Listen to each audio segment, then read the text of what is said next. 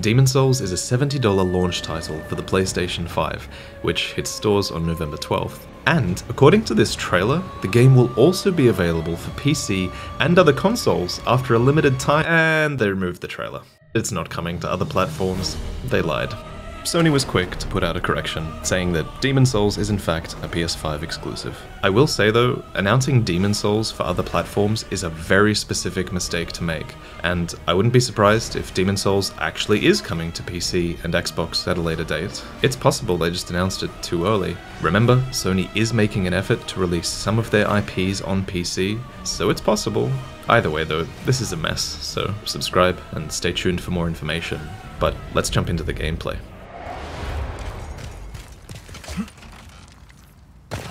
Vaulting like this has always been a mechanic in Demon's Souls, but a lot of people go through the game and don't even realize it exists. So that's why they've added this walled off section to the tutorial here.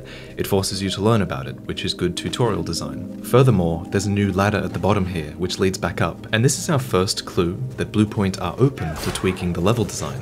And I don't know if I'd call this a level design change, but the charred timbers in this scene foreshadow the dragon coming your way, and you can also barely see the other side of this bridge now, thanks to the fog. In Demon's Souls, fog and fog gates are actually explained by the lore. The Old One and its demons are spreading the fog, which threatens to envelop the world. And now, in the remake, many of the areas here are really foggy. A super fast, foggy warp animation seems to have replaced loading screens, and some demons might visually be spreading the fog, as the lore says they're supposed to. Take a close look at the fog-emitting eyes of the demon Vanguard, for example. Putting aside how insanely impressive the graphics are to be able to spot something like this, I personally think fog is a tasteful atmospheric addition to Demon's Souls, and I think most people will agree that the atmosphere here is better than what we were shown a few months ago. The biggest criticisms of the first trailer was the heroic atmosphere in the Tower Knight scene, the fluted knight armor, and the generic demon design of the Flame Lurker boss. Well, it seems like Bluepoint are listening. The Tower Knight fight now seems darker, the fluted knight armor is a bit more fluted, and the Flame Lurker has his old face back. I think I speak for everyone when I say, well done Bluepoint. But I want to take this opportunity to bring up some of the new concerns that I do have, and I think we should all take extra effort to be really constructive with our criticism, because Bluepoint are listening, and while none of us have played the game, talking about this stuff now is our best chance to make a difference before release. First, the camera.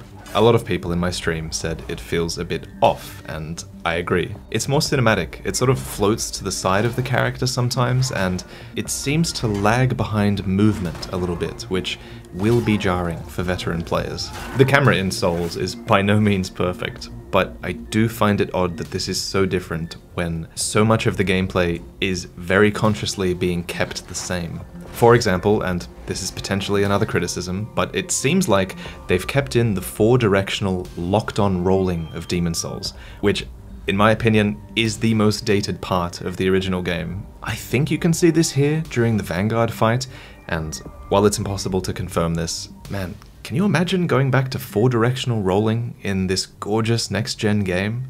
If you've played a lot of Demon's Souls, and even a lot of other Souls games, you'll probably play locked off a lot of the time for better positioning and to open up more backstabs. Even the player in this trailer plays locked off a lot of the time, but for the sake of new players, I think being able to angle your roll into enemies while locked on is a huge quality of life improvement that they should consider, if it's not already in the game. Finally, the presentation of the trailer deserves a bit of criticism. It is weird that the player one-hits everything, even through shields. The game will not play this way. Enemies in the tutorial don't die this easily, so it was kind of weird that they chose to present it this way. Now, there are more good things to say than bad. The updated music sounds great, and even the narration here is new. So they're either bringing on a new voice acting cast, or they're re-recording the original voice actors. I can't quite tell with the maiden, but whoever she is, she's doing a great job with her lines, and that fills me with hope. The sound design is seeing huge changes too. I like the whisper of spirits when you absorb souls, and your character actually makes a lot of noise while they're running and fighting now.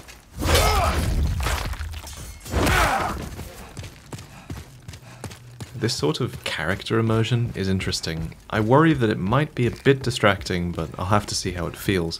But one thing I do hope that they do is to have the character exertion sounds in human form, but to have the character be quiet in soul form. Enemies also seem more vocal, which can be good for your sort of 3D awareness of them, but if you do see them, you'll notice that their faces are contorting as they attack, and that their weapons and shields now drop from their lifeless hands once they're defeated. Either that, or they ricochet around the room like crazy. It's one of the two. Backstabs now feature a cruel twist, which I like, and riposts pick up your enemy and slam them down, which I like a little bit less, but it's okay.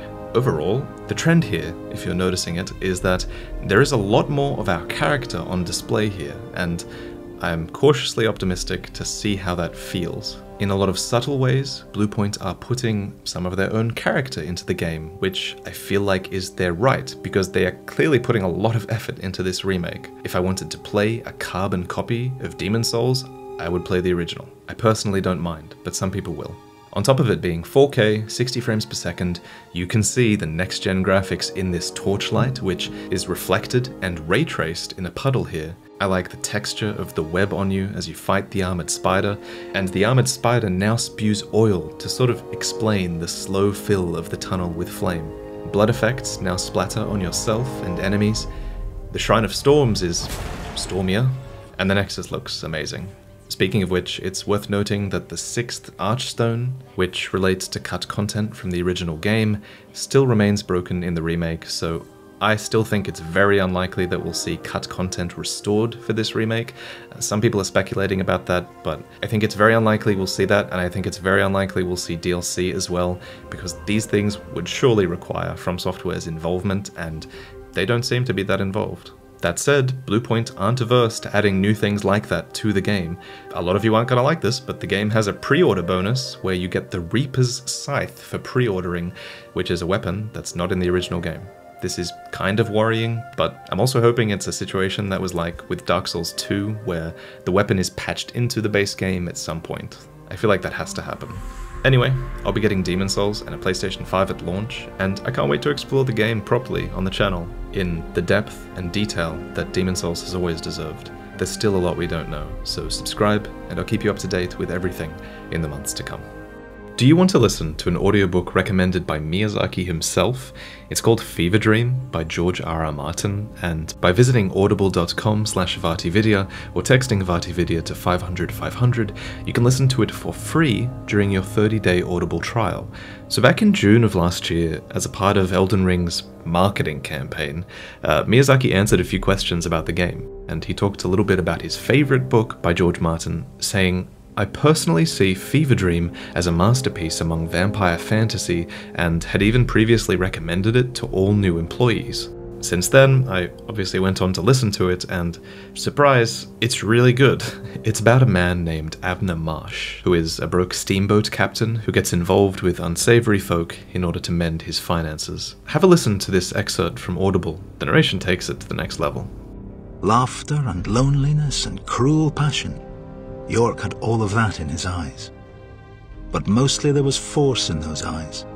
Terrible force, a strength as relentless and merciless as the ice that had crushed Marsh's dreams.